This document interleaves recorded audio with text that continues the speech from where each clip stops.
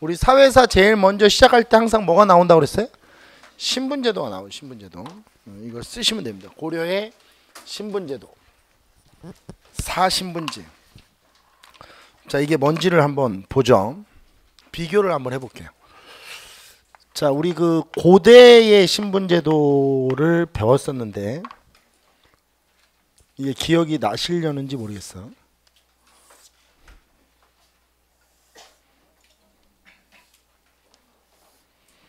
이게 삼신분제도였어요. 귀족이 있고 평민이 있고 천민이 있었죠. 그렇죠? 물론 이제 이 고대 전부 전에 초기 국가 시대 때는 이 평민이 또 호민과 하오로 나눠졌었죠. 근데 이제 이게 평민으로 이렇게 되고 여기서 좀 특이한 거는 자 보세요. 여기서 특이한 거는 이걸 이제 삼신분제도라고 우리가 불렀는데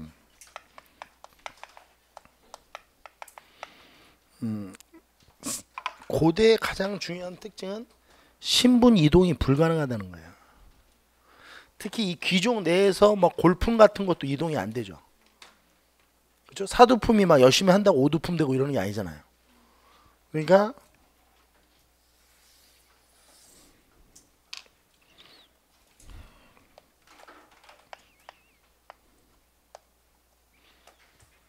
이런 게 안 돼. 신분 이동이 불가능하다는 거예요. 신분 이동이 불가능하다. 신분 이동이 불가능한 사회를 무슨 사회라고 하죠? 폐쇄적 사회라. 그렇지. 폐쇄적 사회라고 하죠. 자, 시험 문제에 출제되는 그 단어 그대로 기억하시고 계신 거예요.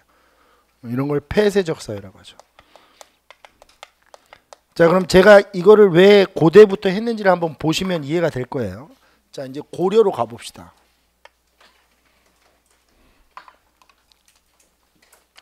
고려 중세죠. 고려로 가보면 이게 어떻게 되냐면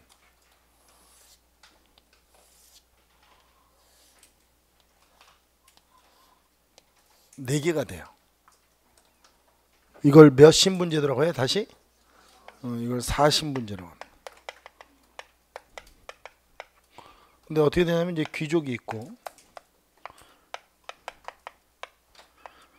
여기 중류층이라는 애들이 생겨요. 무슨 층? 이게 죽이는 거야. 왜? 이게 처음 생긴 거죠. 그럼 고려의 신분제도에서 제일 많이 나오는 건 뭐겠어요? 그렇지. 그게 장사를 하루 이틀 하는 게 아니야. 우리가 그런 걸 생각하면서 공부해야 된다. 아, 중류층이 처음 생겼어? 그러면 처음 생긴 게 문제가 나오겠죠. 근데 처음 등장했다.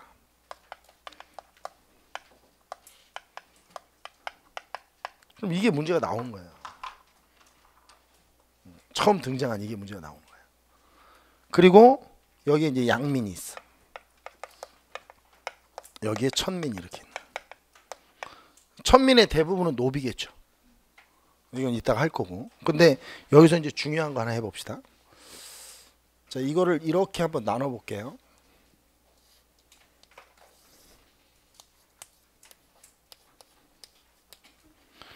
여기를 위에 귀족과 중류층을 지배층이라고 해요.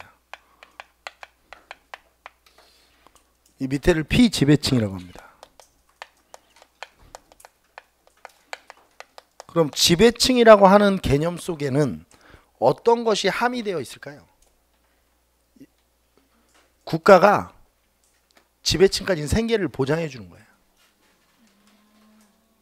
우리 오전에 배웠던 외역전, 군인전 이런 토지 지급받는 사람들이 다 중류층이에요. 그러니까 지배층이라고 하는 것은 국가가 얘네들까지는 뭐를 보장해 주는 거예요. 생계를 보장해 주는 생활을. 그래서 중류층들은 대부분 전정 연립 토지를 지급받아요. 직역이 세습될 경우 어떻게 되는? 토지가 세습되는. 직역이 세습될 경우에 뭐가 세습되는? 그래서 얘네들까지를 우리가 뭐로 본다? 지배층이라고 보는 거예요.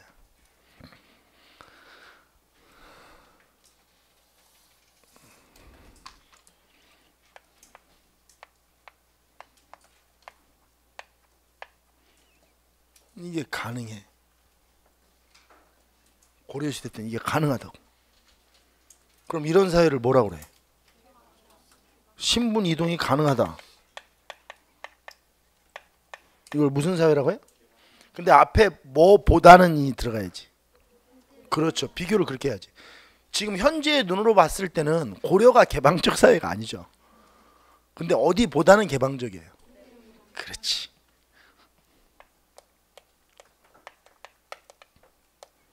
고대보다 개방적 사회로 진입하고 있다. 그 나중에 이제 문제 풀다 보면 막 노비가 해방되는 거 있죠. 이런 게 시험에 잘 나와요. 고려 시대 때는 노비가 해방되는 거. 이따가 그거는 정리를 좀 할게요. 자, 요렇게 일단 고려의 신분제도를 정리를 하고 이제 귀족서부터 배우는데 별로 어렵지 않아요. 그 기본서에는 되게 양이 많은데 그 되게 많은 양이 정치사에서 다 나온 거예요. 그러니까 정치사에서 나온 거는 다 빼고 우리가 하나씩 하나씩 보시면 돼요. 자, 밑에다 귀족이라고 쓰십시오.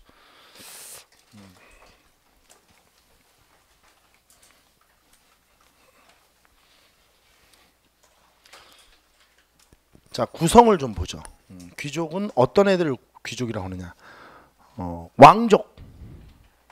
왕족을 포함해서 귀족이라고 부릅니다. 5품 이상의 고위 관료. 이 사람들을 귀족이라고 하나. 선생님, 6품은 귀족이 아닙니까? 6품도 귀족이에요. 근데 6품일 때는 귀족이라는 말을 쓸 수가 없어요. 왜? 우리가 보통 고려시대 귀족은 공음전을 받는 애들이에요. 공음전을 받는다. 이런 애들이 이제 귀족이니까 편의상 쓰는 거죠. 근데 6품도 좀 시간이 지나면 뭐가 될 수 있어요. 5품이 될 수 있죠. 귀족이라는 말은 뭐 그렇게 그냥 그렇게 기준으로 잡아서 쓰면 돼. 자, 특권은 얘네들이 가지고 있는 특권이 뭐냐? 음서라는 특권이 있죠. 음서. 아빠, 저는 인수분해를 못합니다. 상관없다. 아빠는 지금도 구구단을 못한다. 뭐 이러면서 올라가는 거죠. 공음전입니다.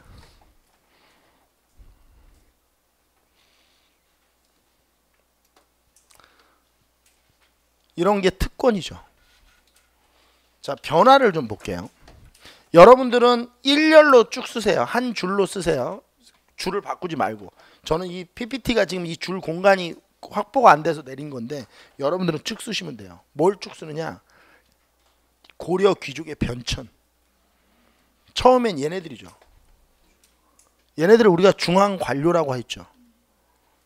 그렇죠? 호족들이 중앙 관료가 되잖아요. 그러다가 얘네들이 뭐가 되죠? 문벌 귀족으로 바뀌죠. 특히 1, 2, 3차 거란 침입이 일어난 이후에 제가 이렇게 얘기했죠. 외침이 일어나고 전쟁이 일어나면 국가는 안보를 중요하게 생각하고 보수적이 된다. 그렇죠?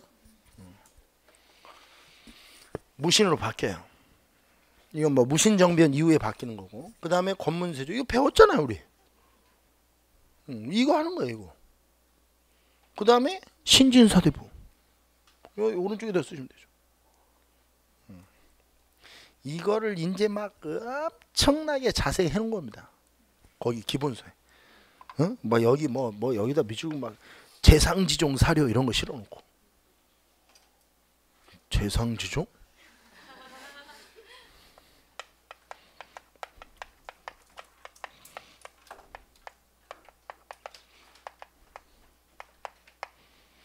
재상지종 사료 주고 왕실과 혼인할 수 있는 15개의 가문. 이거 사료 주고 다음 정치 세력에 대한 설명으로 옳은 것은 그러면 권문세족 찾는 거예요. 끝이야 이게. 자, 그다음에 중류층 보겠습니다. 제가 시험은 어디서 출제된다고 그랬어요? 그렇죠. 중류층에서 나오는 거야. 중류층을 나오는 거예요. 중류층. 왜 중류층을 물어보는 거죠? 처음 나왔으니까. 이게 처음 나왔으니까 중요한 거예요. 자, 성립을 좀 보겠습니다. 중류층이 처음 만들어졌는데 어떻게 성립됐을까? 통치체제의 하부 구조를 담당하는 친구들이에요. 통치체제의 뭐를 담당하는? 하부 구조. 그러니까 실제 행정 업무를 보는 사람들. 누구야? 여러분들이네. 여러분들 아니야? 실제 행정기구에서 행정실무를 담당하는 사람들 아니야? 여러분들이. 저는 아직 아닌데, 그러니까 곧 할 거 아니야. 곧 할 거잖아요. 그러니까 여러분들은 지금 꿈이 뭔 거야? 중류층. 뭐 이렇게 어려운 거야, 중류층이. 누가 귀족 되지? 중류층 되지는데 안 시켜주고 지랄이야. 자, 특징을 한번 보죠.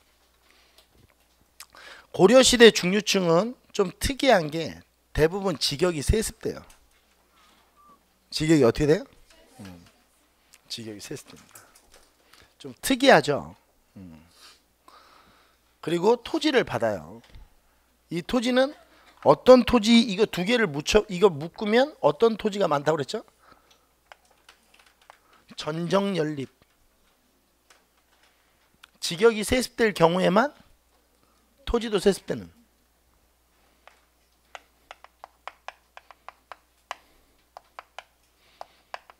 이걸 우리가 여기서 배운 거죠. 전정연립을. 유형을 좀 볼게요. 근데 그 유형을 보면 제가 이제 기본서에 있는 거대로 옮겨 놓는 과정에서 그냥 쓴 건데 무슨 실무 관리가 있고 하급 관리가 있고 그래요. 근데 실무 관리와 하급 관리는 기준이 모호합니다. 그러니까 이걸 구분할 필요는 없습니다. 그러니까 하급 실무 관리 이래도 상관없어요. 그냥 통으로 묶어서. 근데 기본서에 나와 있길래 그렇게 한 겁니다. 자, 하급 관리예요. 이거 4개로 나눠볼게요. 4개. 4개로 나눠. 유형이 4개가 있다. 하급 관리, 뭐 실무 관리, 뭐 이렇게. 자, 하급 관리부터 한번 볼게요. 서리들입니다. 서리. 뭐라고요? 서리는 누구냐? 중앙관청에서 일하는 거예요. 그러니까 지금으로 얘기하면 서울시나 국가직 공무원들이죠. 중앙관청에서 일하는 거니까. 서리. 중앙관청에서 일하는 겁니다. 우리의 꿈은 서리. 그렇죠? 그 다음에 영리가 있습니다. 영리는 역을 관리하는 사람이에요. 지금으로 얘기하면 역장님이죠. 뭐 노량진역. 그럼 역장님 계시잖아요. 그런 사람들이 다 영리예요. 영리. 그 다음에 이제 놀라지 마세요. 이 서리 밑에서 서리를 도와주는 하급 실무 관리가 있어요. 이 사람들을 잡류라고 그래. 잡류. 말단서리. 자, 그럼 우리가 이제 여기서 잠깐 생각을 해봐야 돼. 그럼 지금으로 바꾸면 얘가 이게 한 7급 정도 되네. 그죠? 그럼 얘가 뭐야? 우리의 꿈은 진짜 그만해라 이 새끼야. 재밌잖아. 그죠? 우리의 꿈은 잡류야. 잡류 되는데 이렇게 안 도와주는 거야. 열심히 해서 잡류 되세요. 어감 이상하죠? 잡류 같은 사람. 그만합시다. 아이씨. 자, 그 다음에 이 하급 관리와 실무 관리는 기준이 모호해요. 그냥 별다른 특이한 기준점을 만들어 놓은 게 아니고 분류를 그냥 시켜 놓은 것 같아요. 제가 볼 때는. 여기가 이제 남반이에요. 남반. 이제 궁중실무를 보는 애. 지금으로 얘기하면 뭘까요? 뭐 비슷한 개념 아니에요. 청와대에서 일하는 사람도 있죠. 공무원들. 그렇죠? 청와대에서 일하는 거 좋아한대요? 싫어한대요? 싫어해요. 업무량이 너무 많아서. 청와대에 배속 가는 거 별로 안 좋아해요. 공무원들. 막 이래요. 청와대는 할 일이 많잖아요. 공무원의 삶은 없어요. 청와대는. 알겠어요? 남반은 왜 남반이냐면 이걸 지금으로 바꿔서 여러분들 이해하기 쉽게 얘기할게요. 지금 우리 그 고려의 궁궐터를 여러분들이 가보진 않으셨죠? 말 똑바로 하세요.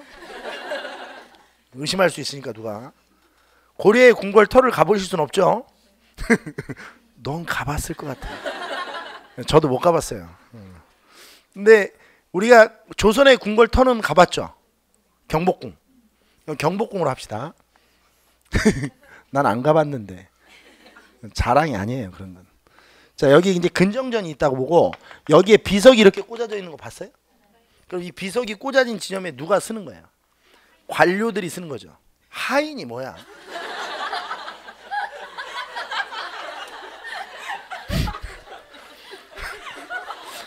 아니 어디 무슨 초등학생도 아니고 하인이 뭐야? 하인이 문무 관료가 쓰죠. 왜 그래 무섭게 자꾸. 수업하는 사람이 너무 무섭잖아 이러면. 하인이 뭐야?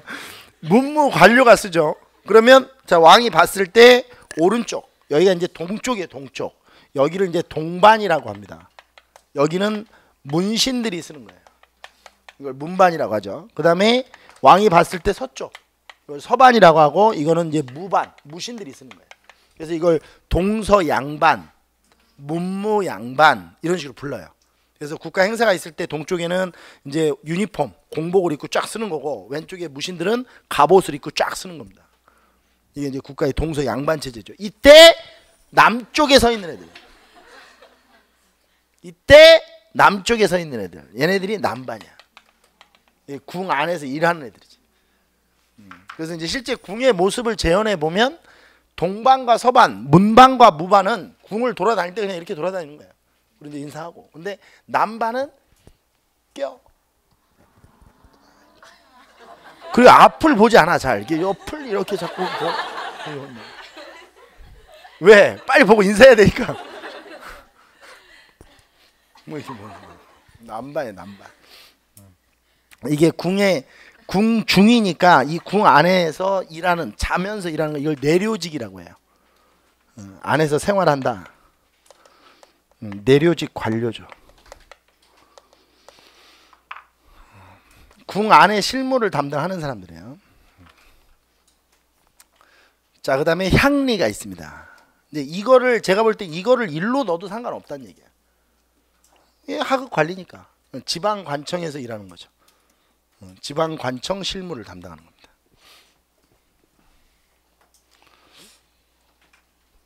자, 그다음에 기술 관리들이 있어요. 이 기술 관리들은 이제 역관, 의관 이런 사람들이죠. 역관은 통역관들, 의관은 지금으로 얘기하면 의사들 이런 사람들. 기술 관리. 역관, 의관 등의 잡과 출신들이죠. 이 사람들도 다 뭐에 해당돼요?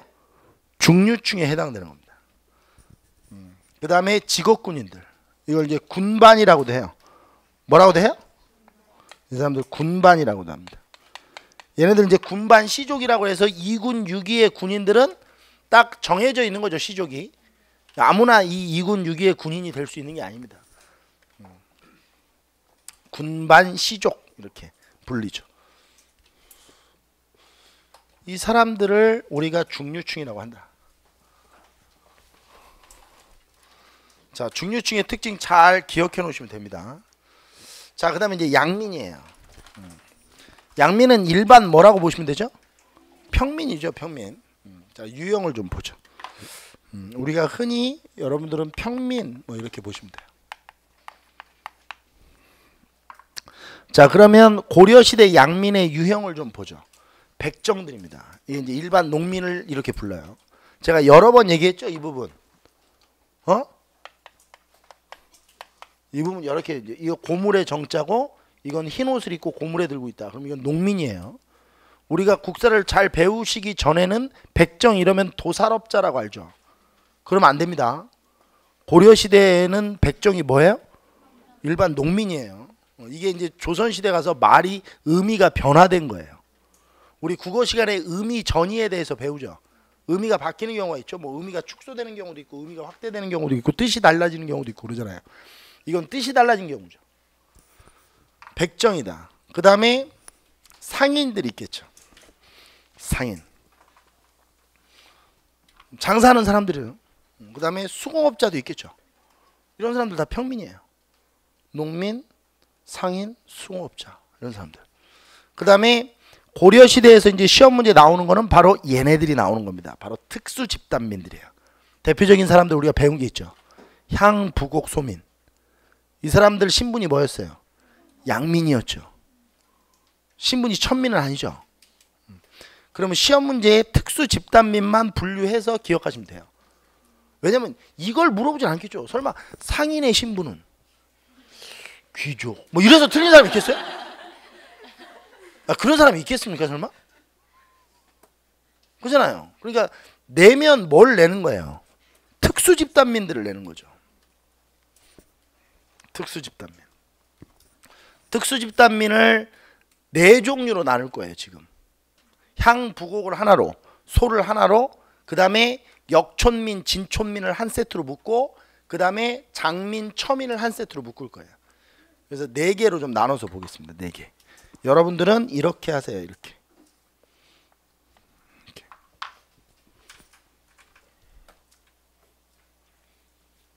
여기다 집단 민이니까 여기에 민은 빠진 거예요. 여기에 들어있으니까 다 일일이 쓰진 않은 겁니다. 그러니까 향부곡민 이런 사람이죠. 향부곡민은 국공유지를 경작하는 사람들이에요. 기억나시죠 이거?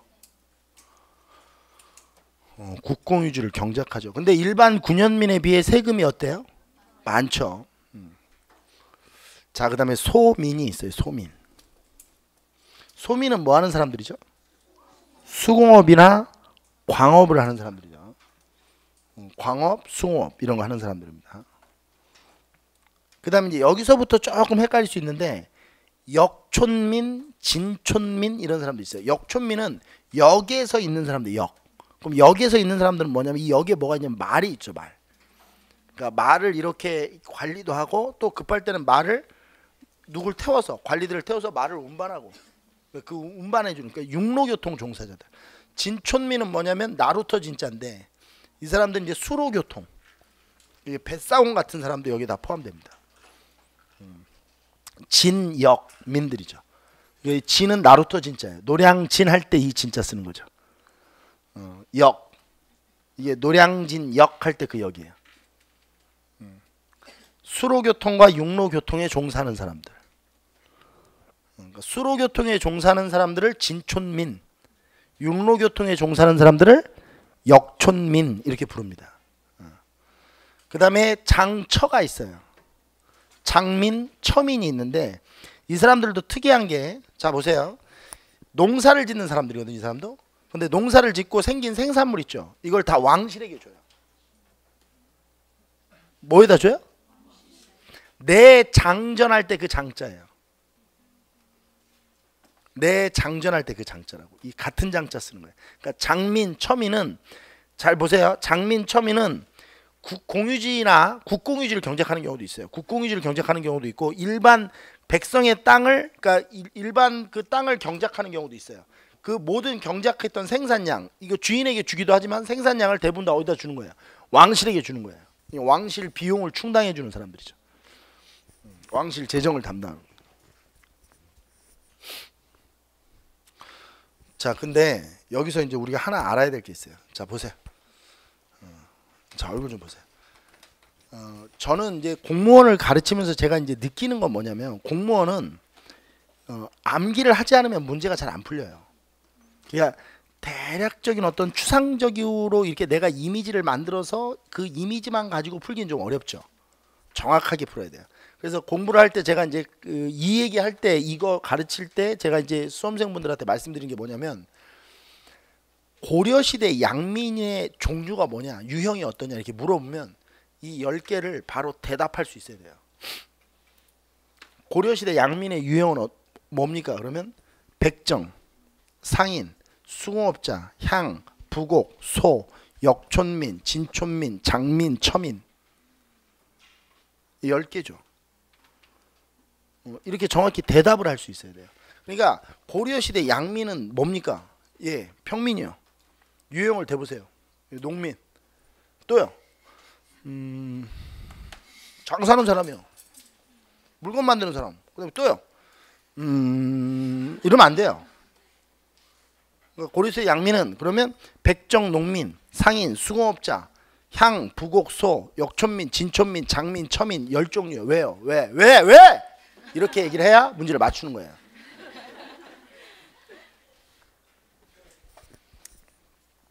자, 그 다음에 밑에다 당구장 표시 한번 하고. 이게 수험생분들께서 자꾸 그 뭐라고 그러더라? 이게 개념이 잘못됐다라고 그러니까 이중석의 수업 중에서 개념이 좀 이상하다라고 질문을 자꾸 올리는 건데 이거는 그 수험생들이 잘못 알고 계신 거예요. 그리고 이게 지금 여기 노량진에서 이 한국사를 가르치는 선생님들 중에도 좀 비하하는 건 아닌데 사실은 좀 제가 수업을 듣다 보면 내용을 잘못 가르치는 경우가 있어요. 이게 내용을 잘못 가르치는 거는 그 내용을 몰라서가 아니고 제가 볼 땐 그 자료나 이런 것들을 해석을 잘못해서 그래요. 그 선생님들이. 그러니까 우리가 보통 옛날 사학과는 이 사학을 공부하다 보면 실제로 내용을 잘못 알고 있는 경우가 있거든요. 서로 학자들 사이에서. 그거는 서로 잘못된 내용을 아는 게 아니고 그 사료를 해석하는 거에서 문법적 오류 때문에 그런 경우가 많아요. 그러니까 이 단어를 잘못 해석하거나 이래가지고 생기는 경우가 있거든요. 근데 고려시대 때도 제가 이제 얘기를 할 테니까 들어보세요. 이 지금 잘못 알고 계신 분들이 많은데 고려시대 때 신량역천이라는 계급이 있어요. 사료에 실제로 나오는 게. 그럼 신량역천은 뭐냐면 신부는 양민인데 이 량자가 이게 원래 량자죠. 량민이죠. 네, 저럴 줄 알았다. 도움법칙. 그러니까 원래 량민이라고 해야지 맞는 거예요.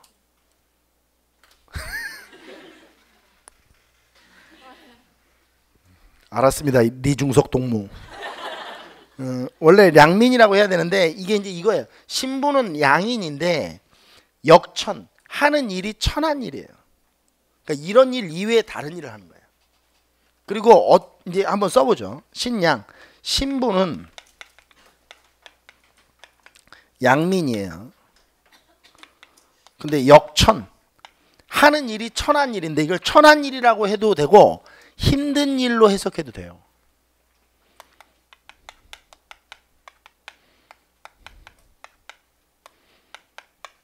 근데 제가 자꾸 이 얘기를 수업 시간에 하는데도 수험생들이 잘 안 믿어요. 제가 결정적으로 얘기해 줄게요. 신양역천은 지금도 그 학계의 학자들 사이에서 의견이 분분해요. 얘네를 신량역천으로 봐야 되는지 안 봐야 되는지 아직도 논란이라고요. 그러니까 나올 수 있어요, 없어요? 없어요. 논란인데 어떻게 나와요? 아직도 학계에서도 정리가 안 돼 있는데. 조선시대 신량역천은 완벽히 정리가 돼 있어요. 7종류로. 이걸 칠반천역이라고 해요. 딱 7종류예요. 근데 고려시대 때는 얘네를 신량역천으로 봐야 되는지 어떤 학자는 얘네들을 신량역천으로 보자. 이런데 또 어떤 학자는 볼 수 없다. 이렇게 얘기하고 있으니까 이건 나올 수가 없어요. 어떤 학자들은 이 향보곡 소민도 이렇게 보자는 사람들이 있어요. 얘네들이 신부는 양인이지만 천한 힘든 일을 하는 거 아니냐. 뭐 이렇게 보는 경우도 있거든요. 논란이다 지금. 근데 이 논란 중에서 그나마 학계에서 많은 학자들이 주장하고 있는 신량역천의 모습이라는 게 있겠죠. 이게 이제 칭척칭간이에요.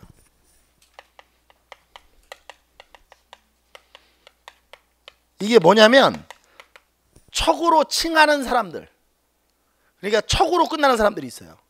이 사람들을 학계에서 뭐로 보는 경향이 있어요. 신량역천으로 보는 경향이 있어요. 근데 여러분들 앞에 있는 중석이는 그렇게 안 봐요. 그러니까 이렇게 논란이라고. 다 개인적으로 다 다르다고 생각이. 그러니까 낼 수 있어요, 없어요? 없다니까요. 그러니까 제발 공부 좀 하지 마세요. 고려의 신량역천 좀. 이게 뭐냐면 화척 이런 거예요. 화척은 도살업자예요. 이 사람들을 신량역천으로 보는 학자들이 있어요. 중석이는 그냥 화척은 천민으로 봐야 된다는 입장이에요. 그러니까 이렇게 다르다고. 이렇게 달라요. 이 도살업자. 근데 왜 얘네들은 양민이 될 수 없냐면 제가 볼 때는 고려는 불교 국가죠. 불교에서 가장 싫어하는 게 살생이에요. 근데 얘네들은 살생을 업으로 하는 애들이거든요. 얘네들을 양민으로 분류할 수가 없어요. 제 생각에는. 그 다음에 이 화척과 비슷하게 같이 사는 애들인데 양수척이라고 해서 화척이 짐승 잡잖아요. 도살하면 가죽이 있죠. 그 가죽으로 물건 만드는 사람들이에요. 가죽 제품. 양수척. 가죽, 세공, 업자 이런 사람들이죠. 그 다음에 진척, 이게 뱃사공이에요. 선생님 얘가 뱃사공이라며요. 아 얘는 진촌민이고 또 진척은 따로 있어요. 그러니까 이게 복잡해요 지금. 그러면 정리해 볼게요. 이렇게 척으로 칭하는 사람들을 뭐로 보는 견해가 있다. 신약역천으로 보는 견해가 있다. 아닌 학자들도 많다. 그 다음에 간으로 칭하는 사람들, 이게 염간 이런 사람들. 느낌 오죠? 이게 뭐 만드는 사람들일까요? 그렇죠, 소금 만드는 사람들이에요. 되게 힘들거든요. 우리 옛날에 그 뭐 그것이 알고 싶다 보면 뭐 염전 노예들 막 이런 사람들 있었잖아요. 그 장애인 있으신 분들, 좀 이게 정신 장애인 있으신 분들 데려다가 월급도 안 주고 막 일 시키고 그랬다며요. 아 또 확실히 열받네. 그런 새끼들은 어떻게 해야 되죠? 아니 사람이 장애가 있으면 정상적인 사람이 보살펴 줘야지. 장애가 있는 사람을 이용해서 그렇게 돈을 벌면 어떡합니까? 아 정말 나쁜 새끼들이 많아요. 염간, 그 다음에 목자간. 목자간은 목 취급하는 사람들이에요. 이 양반들도 쉽지 않죠 일하는 게.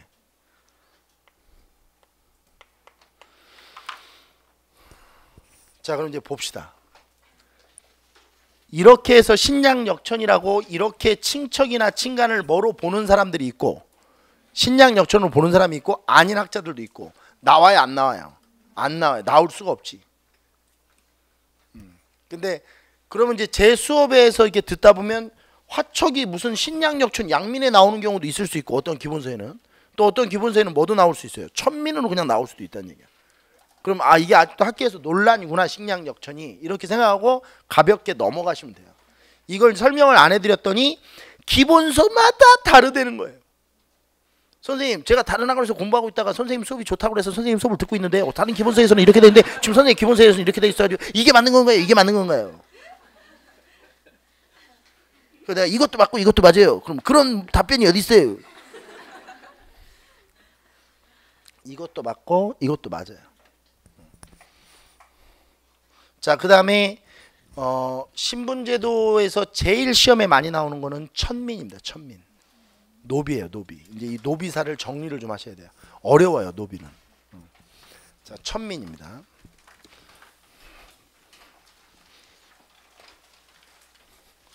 천민의 대부분은 뭐예요? 노비죠. 노비는 남종노 여종비의 합성을 하고 그랬죠.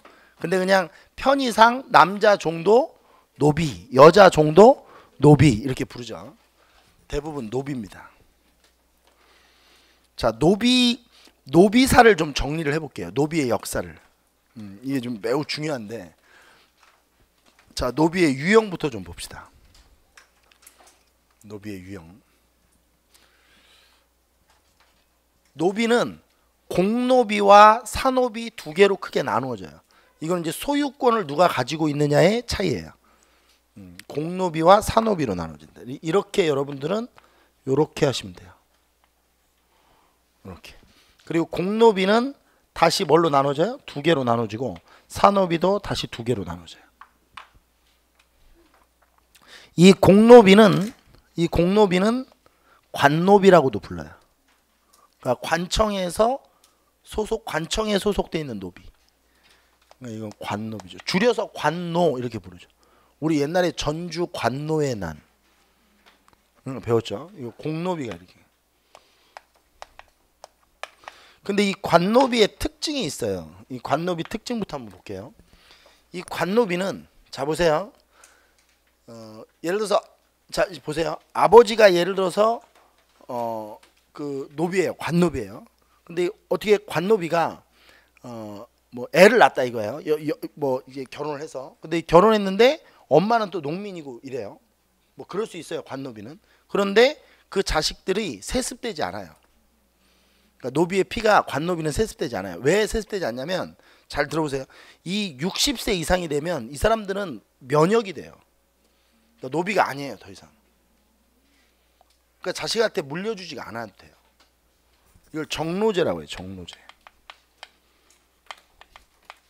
정로제는 60세 이상이면 뭐예요? 60세 이상이면 뭐라고요? 면역이 돼요. 그러니까 정년제가 있단 말이에요. 그러니까 말 그대로 일을 안 해도 된다고요. 60세 이상이면. 60세 이상이면 면역이에요. 자, 이런 제도 때문에 뭐가 되지 않아요? 세습이 되지 않는 거예요.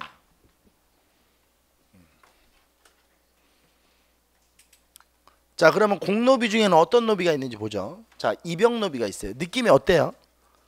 입역이라는 게 들어가서 일한다 이런 뜻이에요.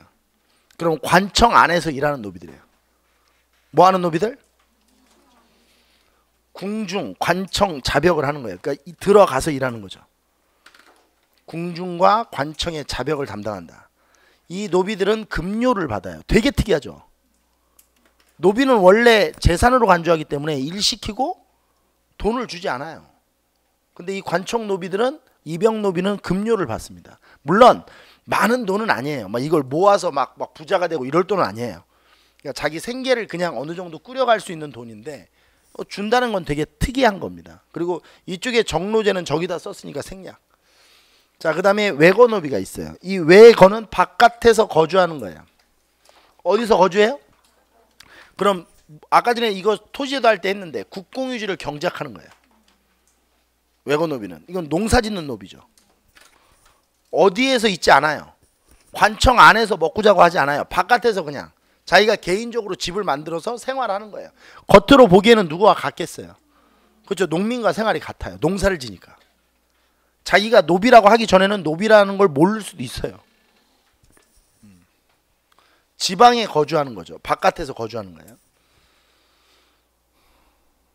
농사를 짓는 노비들입니다.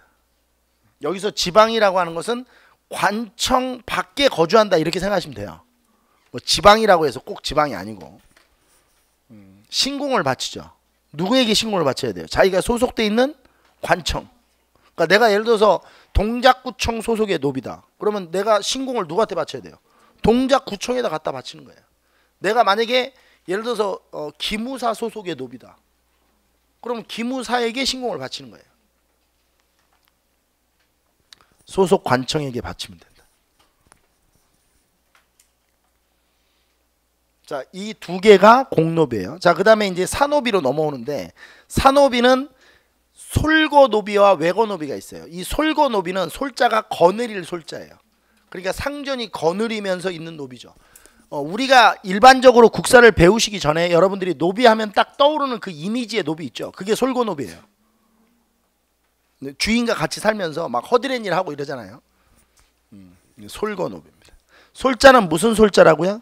거느릴 솔자예요. 거느리다. 우리가 식솔 할 때 이 솔자 써요. 내 식솔이 할 때 내가 먹이고 거느리는 사람이 이런 뜻이에요. 주인 집 자벽을 담당하는 겁니다.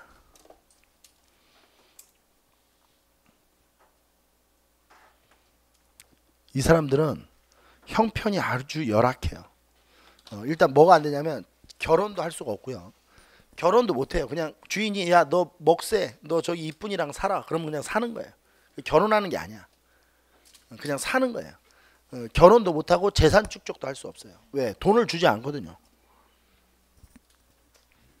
지위가 매우 열악하다. 결혼도 못 하고 그 다음에 재산도 없다.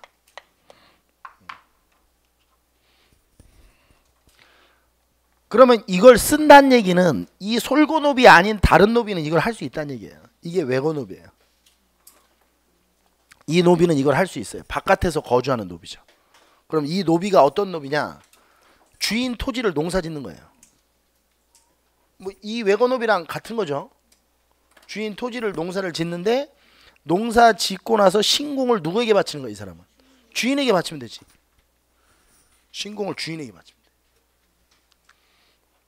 그리고 이 사람들은 재산도 축적할 수 있고, 그러니까 신공을 바치고 나머지 생산량을 자기가 모을 수도 있어요. 그리고 결혼도 돼요. 근데 결혼도 왜 하냐면 이 사람이 겉으로 보기엔 뭐예요? 농민이에요. 그러니까 예를 들어서 자 보세요. 제가 외거노비예요. 근데 이거 이상하려나? 하여튼 농민, 여성 농민이에요. 근데 이렇게 밭을 갈다 보면 뭐 그럴 수 있겠죠. 그렇잖아요. 내가 어디 소속돼 있는 게 아니니까 농사 짓다가 뭐 이렇게 눈 맞을 수 있잖아요. 뭐 그렇죠? 사랑이 뭐 예고 있게 찾아오는, 예고하고 찾아오는 게 아니잖아요. 그럼 이렇게 하다가 뭐 이렇게 될 수 있죠. 경제적으로는 백전과 같아요. 그럼 이 얘기는, 비슷하다는 얘기는 뭐도 되고 결혼도 할 수 있고 재산도 모을 수 있고 뭐 이런 거예요. 특히 이 재산을 모을 수 있기 때문에 이 노비들이 대부분 어떻게 돼요? 해방되는 노비들이 많아요. 신분 상승이 가능한 노비들이죠. 선생님 어떻게 신분 상승합니까? 돈 주고 노비 문서 찢으면 되죠. 그러니까 지금에 내가 노비 문서 한 장에 예를 들어 2천만 원이다. 그러면 상전한테 2천만 원 줄 테니까 노비 문서 찢읍시다. 그럼 상전이 찢으면 해방되는 거예요. 이 노비들이 신분 상승이 가능하다. 그래서 대부분 신분 상승을 하는 노비들은 어떤 노비들이라고 보시면 돼요? 사노비 중에 외고노비. 선생님 공노비 중에 외고노비도 신공을 상승을 뭐하러 해요? 어차피 60세면 면역인데. 그리고 자기 자식은 노비가 안 돼요 어차피. 그러니까 신분 상승이 가능하다 이 노비들이. 그래서 우리가 노비의 신분이 상승되었다라는 말이 나오면 그 노비는 거의 10중 8구, 물론 일거는 봐야 되겠지만 10중 8구 사노비 중에 외고노비예요. 물론 이제 어떤 경우도 있냐면 예를 들어 솔고 노비인데 뭐 외적이 쳐들어왔는데 막 솔고 노비가 엄청 잘 싸워가지고 그 지역을 지켰다. 그럼 이제 전공, 군공으로 막 포상을 내려서 이게 지위가 막 상승하기도 하고 그래요. 근데 그런 경우는 아주 뭐 일부니까 대부분 솔거, 그러니까 이 사노비 중에 외고노비가 신분 상승이 가능하다 이렇게 보시면 돼요. 자, 그럼 여기서 끝나는 게 아니고 이 노비를 조금 더 들어가 봅시다. 노비를 어떻게 들어가 보느냐? 특징을 좀 보죠. 노비의 특징. 어떤 특징이 있는지 볼게요. 일단 성을 소유하는 건 불가능해요. 그러니까 중서기는 있어도 이중석은 없어요. 노비 중에. 중서기는 있어도 이중석은 없다. 그 다음에 매매, 증여, 상속의 대상이 되죠. 매매도 되고 상속도 되고 증여할 수도 있어요. 그러니까 마치 무슨 취급하는 거예요? 이건 물건이죠. 물려줄 수도 있고 상속도 되고 이건 물건이에요. 물건. 물론 지금 여기서 얘기하는 매매, 증여, 상속의 대상이 되는 노비는 사노비입니다. 공노비는 매매가 안 되죠. 이해되십니까? 의무, 권리가 다 없어요. 의무가 없으면 권리도 없는 거예요. 알겠어요? 여러분들 명심하셔야 돼요. 집안에서도. 제가 우리 딸아이한테 맨날 얘기하는데 너는 네가 왜 할 일은 하나도 안 하고 왜 아빠한테 권리만 요구하니? 네가 할 일은 하나도 안 하고 아빠가 이런 얘기해서 미안한데 쪽팔리게 국사가 35점이 뭐니? 이건 의무를 다하지 않는 거죠. 학생으로서. 그렇죠?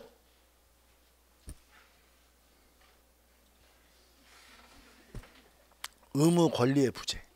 의무를 하지 않으면 뭐도 없다. 권리. 의무를 하지 않는데 이행하지 않으면서 권리를 요구하는 사람들이 좀 짜증나죠. 옆에서 보고 있으면. 옆에서 보고 있으면 짜증나요. 다시 한번 돌아와 볼게요. 의무가 없으면 뭐도 없는 거예요? 권리도 없는 거예요. 이건 명심하셔야 돼요. 의무는 안 하면서 권리를 자꾸 주장하면 안 되죠. 동세혼이에요. 동세혼은 뭐 내에서 혼인하는 거예요. 같은 신분 내의 혼인이에요. 그러니까 천민은 천민끼리만 혼인할 수 있어요.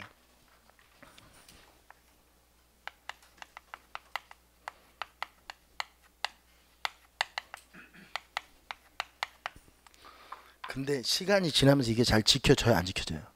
아까 전에 그 얘기했죠. 안 지켜져요. 왜? 사랑은 신분으로 막을 수 없는 거예요. 그잖아요? 그래서 사랑이 위대한 거 아니에요? 어떤 걸로도 그 벽을 다 넘어버리게 하니까. 그래서 위대한 거예요. 나이도 사랑을 막을 수 없고 국경도 사랑을 막을 수 없고 신분도 막을 수 없으니 사랑은 가치 있는 거예요. 모든 걸 초월할 수 있으니까.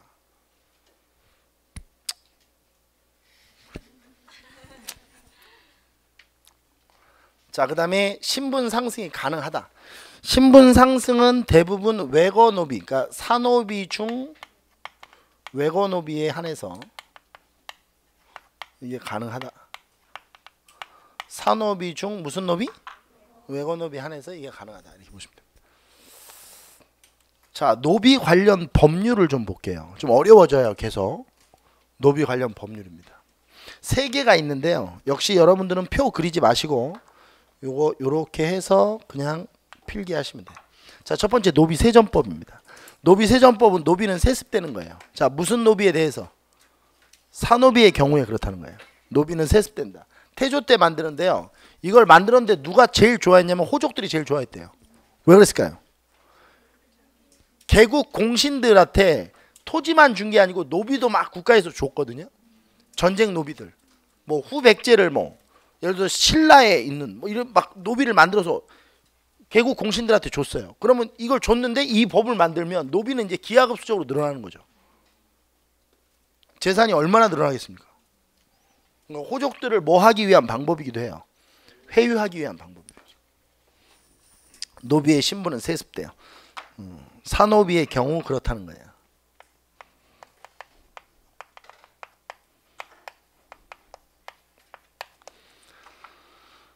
자, 그 다음에 천자수모법이 있는데 이걸 쓰고 나서 제가 정리를 같이 해야 돼요. 일단 쓰세요. 천자수모법은 정종 때 만들어지는데 어머니 소유주가 소생을 귀속하는 거예요. 이게 무슨 말인지 이해가 안 되면 잠깐 좀 기다려 보세요. 어머니 소유주가 뭐 하는 거예요? 귀속하는 거예요. 뭘 귀속해요?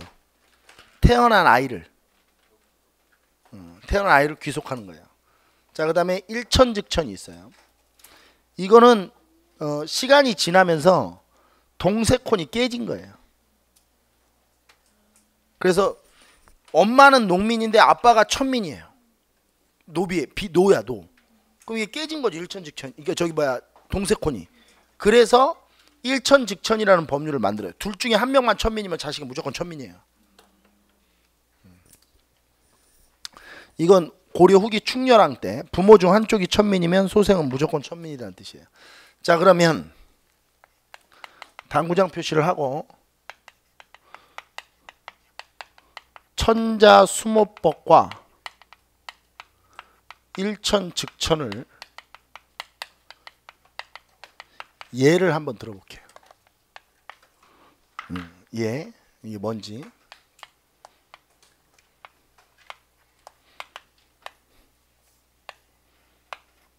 자, 아빠, 엄마, 아들이 있어요. 이들이 있어요. 자, 여기 한번 보시죠. 아빠가 노예요. 엄마가 비예요. 동세콘이죠. 아들이라면 아들은 뭐가 되는 거예요? 노가 되는 거죠. 그럼 이 노를 누가 소유하느냐 이거예요. 근데 이 주인과 이 주인이 달라요. 이럴 경우에는 이 비의 엄마 주인이 이 노를 소유하는 거예요. 이게 천자수모법이에요. 이해돼요? 왜 천자수모법을 만들었을까요? 잘 생각해 보세요. 이게 재산 분쟁이 엄청 일어날 수 있죠. 아빠가 누구냐? 아빠를 모른다. 이러면 재산 분쟁이 엄청 일어나는 거예요. 그러니까 재산 분쟁을 안 하려면 그냥 태어난 그 여인의 주인이 가져가 버리면 되죠. 그럼 아빠가 누구냐에 상관없이 그냥 이 주인이 재산을 갖는 거예요. 이 노는 엄마 주인에게 귀속된다. 이게 무슨 법이라고요? 천자수모법이에요. 그래서 이게 이제 국가직 7급 문제에서 2015년에 한번 나와가지고 수험생들이 굉장히 힘들겠는데 진짜 어려운 거였어요, 사실은. 근데 개념을 잘 생각해보면 이해가 돼요. 자, 보세요. 가임기 여성이 있다고 봅시다. 그러니까 임신을 할 수 있는 여성. 가임기 여성 B와 가임기 여성의 B. 그 다음에 일반 노, 장정들 노가 있어요. 누가 더 비쌀까요? 가임기 여성의 B가 훨씬 비싸요. 왜? 태어나면 무조건 이 주인이 다 갖는 거니까. 이해돼요? 무슨 얘기지? 그래서 가임기 여성 한 명의 가격과 20세부터 50세까지 일을 열심히 할 수 있는 노의 가격, 이 노가 3명이 있어야 이 비의 가격이 돼요. 왜냐면 자식을 낳으면 무조건 이 주인이 가지니까. 그리고 이거는 정말 이건 물건 취급하니까 아마 이랬을 텐데, 아기만 낳는 비가 있어요. 평생 동안 재산을 증식시키는 거죠. 우리 저기 보면 저도 반려견 키우는데 가끔씩 그 다큐멘터리 같은 거 보면 반려견 공장들 있잖아요. 저기 동물들 그렇게 하면 안 돼요. 말 못한다고 움직이는 생명들 자꾸 그렇게 하면 안 됩니다. 막 강아지가 막 애를 계속 낳잖아요. 그리고 이제 애 못 낳으면 그냥 죽여버리고, 이런 비가 있었다는 거예요. 이게 이거예요. 그 다음에 자, 일천즉천은 왜 생겼냐면, 이게 노인데, 이게 예를 들어 백정이에요. 농민이라고 합시다. 그럼 이 신분이 뭐가 돼야 돼요? 이게 잘못하면 엄마 신분을 따라가는 거, 이러면 큰일 나요. 엄마 신분을 아니 이걸 천자수모법에 대입하면 안 돼요. 이 사람이 그럼 주인이야? 얘는 노고? 그럼 엄마가 자기 자식을 노렸어? 너 잘 태어났다. 아들아, 넌 내 노다. 이거는 노인데, 이 노는 누가 가져가겠어요? 아빠 주인이 가져가는 거예요. 아빠 주인이 가져가는 거죠. 그 다음에 이게 농민이고 이게 비면 이건 엄마 주인이 가져가겠죠. 근데 이렇게 될 때도 노고 이렇게 될 때도 노죠. 이게 일천즉천이에요. 이게 일천즉천이죠.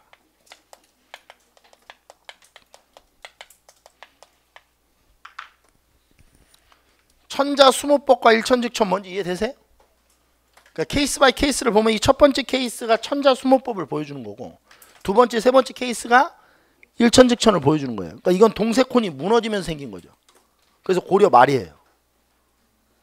일천즉천은 원래는 동세콘이 잘 지켜졌는데 고려 후기로 가면서 뭐가 무너지면서, 동세콘이 무너지면서 일천즉천이라는 법률이 필요해진 거죠. 자꾸 이렇게 혼인을 하니까.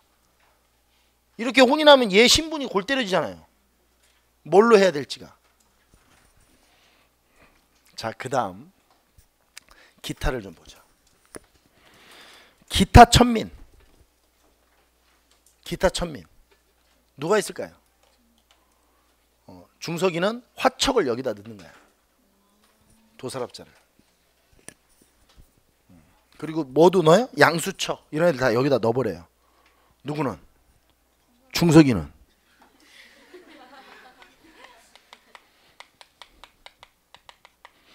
가죽 세공업자죠.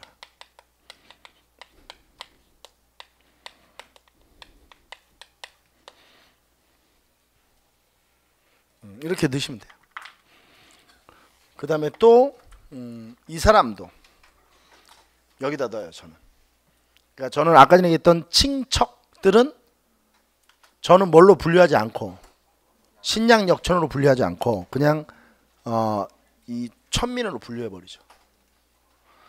저는 이게 맞다고 봐요, 개인적으로. 물론 저랑 다른 견해를 가지고 있는 사람도 있어요. 그리고 또 하나는 우리가 이 시대가 바뀌면서 신분의 상승과 신분의 어떤 이 하락이 일어나죠. 그러니까 지금으로 얘기하면 옛날에 중류층이었던 의관은 지금은 최고의 직업이죠. 의사 되기 어렵잖아요. 제가 여태까지 경험해본 바에 의하면 의사 되는 공부가 제일 어려워요. 의사 되는 공부보다 어려운 공부는 없어요. 진짜 어려운 공부예요, 의사 되는 공부. 이 옛날에는 별것도 아닌 의관이 지금은 최고의 직업이 되고, 옛날에는 대단했던 직업이 지금은 아무것도 아니게 될 수도 있죠. 그렇죠? 아마 옛날에 제가 태어나서 옛날에 역사를 전공한 사람이다 이러면 대단히 높은 직업이었을 거예요. 아마 국가에 뭐를 하는 직업을 가지고 있었겠죠. 이런 직업 많죠. 대표적인 직업이 광대예요. 광대. 천민이죠. 지금으로 얘기하면 연예인 아니에요? 지금으로 얘기하면 뭐 젊은 사람들이 연예인 많이 되고 싶어 하잖아요. 그렇죠? 뭐 요즘에 오디션 프로그램 같은 거 막 보면 막 저는 어렸을 때부터 꿈이 천민이었습니다. 그러면서 꼭 되고 싶습니다. 뭐 자신 있습니다. 그러면서 막 뭐 노래 부르고 그러잖아. 꼭 시켜주세요. 막 이러면서 막 춤도 추고.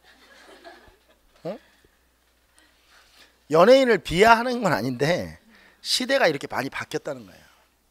연예인은 좋은 직업이에요. 왜? 제가 얘기했죠. 연예인이 끝으로 가면 뭐가 되죠? 아티스트가 되죠. 제가 그 차이 얘기해줬나요? 그 얘기해줬죠. 뭐 피아니스트, 뮤지션, 그 다음에 아티스트. 이 아티스트가 되면 대단한 거예요. 제가 옛날에 그 매번 여러분들한테 얘기했는데 제가 대학 다닐 때 그 송강호의 연기를 대학로에서 연극을 보고 푹 주저앉았죠. 와, 뭐 저런 사람이 있나? 진짜 관객이 4명밖에 없었는데 송강호 옛날에 무명 시절이죠. 와, 연기 진짜 살벌하게 합니다. 4명 다 일어나지도 못했어요. 연극 끝나고. 그리고 그 배우 대기실에서 기다렸다가 사인 받았죠.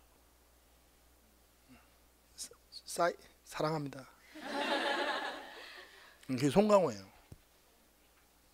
송강호 연기를 보고 있으면 어때요? 감동이죠. 그건 아티스트예요. 그 정도 돼야 아티스트라는 말을 쓰는 거예요. 노래를 듣고 있는데 갑자기 눈물이 주르륵 떨어진다. 그런 가수는 아티스트죠. 감동을 주는 거. 하여튼 이렇게 역사는 흘러서 좋았던 직업이 나빠지기도 하고 나빴던 직업이 좋아지기도 하고. 그렇죠? 광대. 옛날엔 이때는 뭐라고 했는지 알아요? 제인. 지금은 대통령이죠.